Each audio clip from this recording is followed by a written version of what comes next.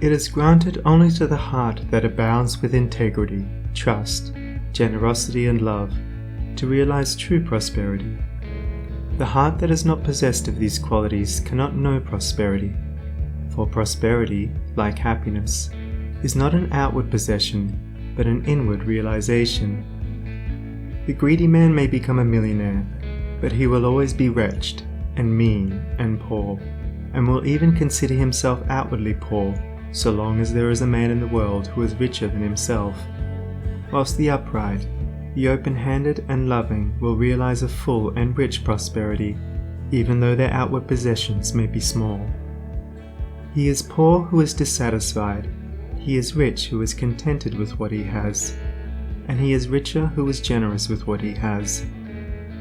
When we contemplate the fact that the universe is abounding in all good things, material as well as spiritual, and compare it with man's blind eagerness to secure a few gold coins or a few acres of dirt,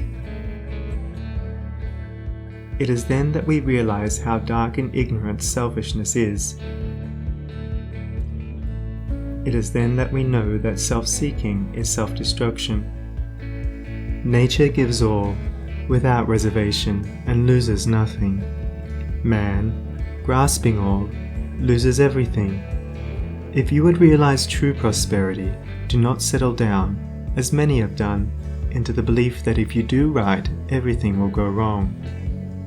Do not allow the word competition to shake your faith in the supremacy of righteousness. I care not what men may say about the laws of competition, for do I not know the unchangeable law, which shall one day put them all to rout, and which puts them to rout even now in the heart and life of the righteous man? And knowing this law, I can contemplate all dishonesty with undisturbed repose, for I know where certain destruction awaits it.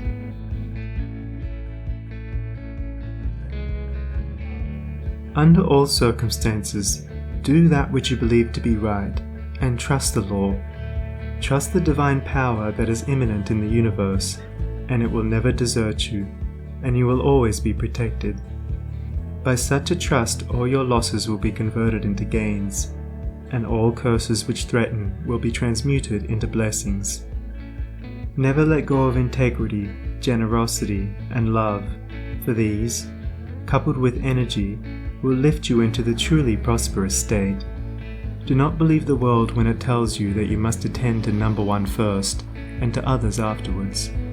To do this is to not think of others at all, but only of one's own comforts.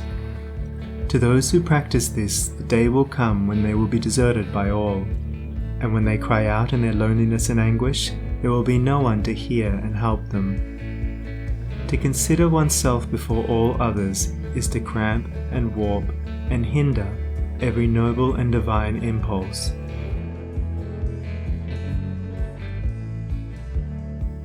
Let your soul expand.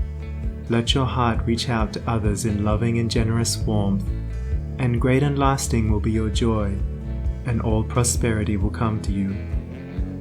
Those who have wandered from the highway of righteousness guard themselves against competition.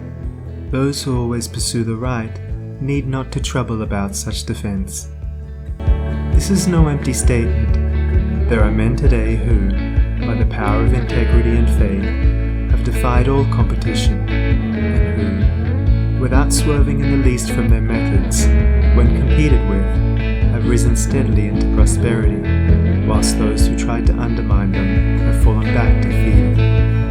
To possess those inward qualities which constitute goodness is to be armoured against all the powers of evil, and to be doubly protected in every time of trial, and to build oneself up in those qualities is to build up a success which cannot be shaken, and to enter into a prosperity which will endure forever.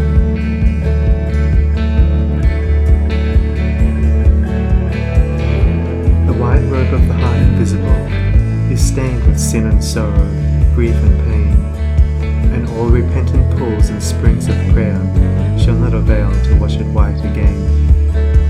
While in the path of ignorance I walk, the stains of error will not cease to cling. Defilements mark the crooked path of self, where anguish lurks and disappointments sting. Knowledge and wisdom only veil, to purify and make my garments clean. For therein lie love's waters, therein rests peace undisturbed, eternal and serene. Sin and repentance is the path of pain, knowledge and wisdom is the path of peace. By the near way of practice I will find where bliss begins, and how pains and sorrows cease. Self shall depart, and truth shall take its place.